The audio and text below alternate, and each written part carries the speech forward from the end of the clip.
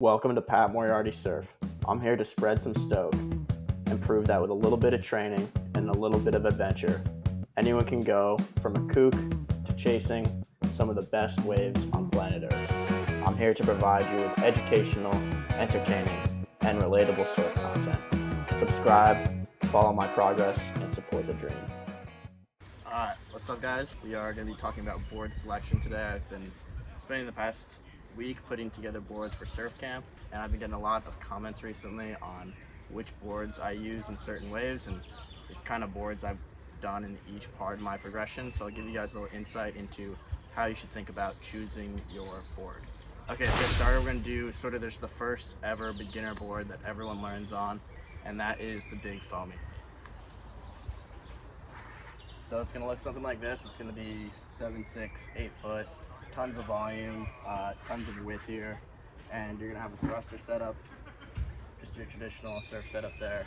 And the reason behind this is you want a foam board, you want something that's soft, something that will keep you safe, and then also something with a ton of room and a ton of volume. So those are two things that help you catch waves. When you first start surfing, the most important thing is catching the waves and increasing the amount of reps you get on each session. And what's going to help you do that is having a lot of volume on your board.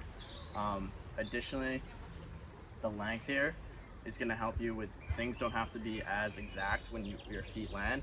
So your feet can land up here, your feet can land back here, your feet can land up here, and you're still going to be fine. You're still going to be able to stand up, straighten out, and be able to maneuver. And so one thing to understand with a big board is all your movements are much less sensitive than with a small board. So if you want to increase speed, you want to put weight forward on the board. That involves shifting your weight from back here to all the way up here. So that's like 3 or 4 feet you're walking up on the board. As opposed to when you get down to a short board, that can be as little as just shifting some weight forward or shifting some weight back. So all your movements get more exaggerated the lower in volume and the lower in length you go. So after maybe 3 to 6 months of riding this big guy, it's time to take a step down and get used to a shorter board if that's what you're trying to do.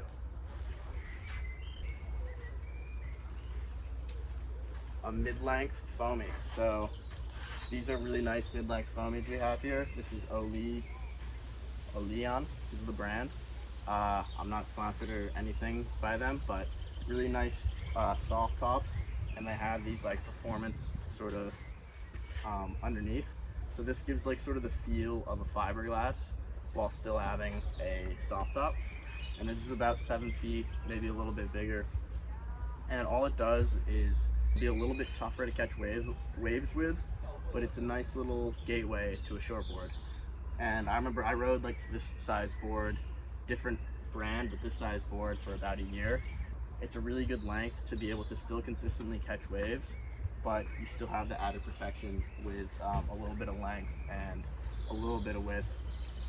However, you can start to feel your turns a bit better. So you can start to feel that when you open up or when you close, you're able to maneuver the board a bit better, and putting weight forward and putting weight backward, the board becomes much more sensitive. You're able to essentially just feel the waves out a little bit better with the shorter board, and something like this would be very good for, I know a lot of you guys are like sort of in that 3 month to a year of learning phase.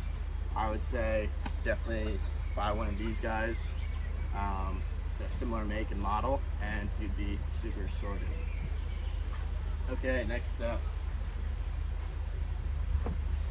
Bringing it down to the Foamie shortboard. So after you ride sort of a 7-footer, it's time to get down to a shortboard. You can do one of two things. You can take this guy if you want a Foamie, or you can go right to the fiberglass. The biggest difference will be one, safety. If you think that you're still kind of a little bit clumsy out there and you hit yourself with the board, definitely still stick to the soft top, to the Foamies. The fiberglass boards will glide a little bit better in the water. However, on this board you can still have a ton of fun. The other thing to be aware of is the wave quality. So if you have more skatey waves, sort of more beach breaky waves like there are here in France, I would recommend sticking with something that's more playful and fun like this, as opposed to my thruster, which we'll talk about next. Because this is still more of a fun board, not necessarily a performance board. So you'll be able to learn how to turn, just be a little bit more forgiving. And so This, I would say, maybe a year and a half into learning, you can transition to a board like this and just allow you to feel turns a bit better, but you'll still be able to catch a ton of waves. Now, finally, the fiberglass shortboard. So this is the board I've been riding for the past, let's call it, few months.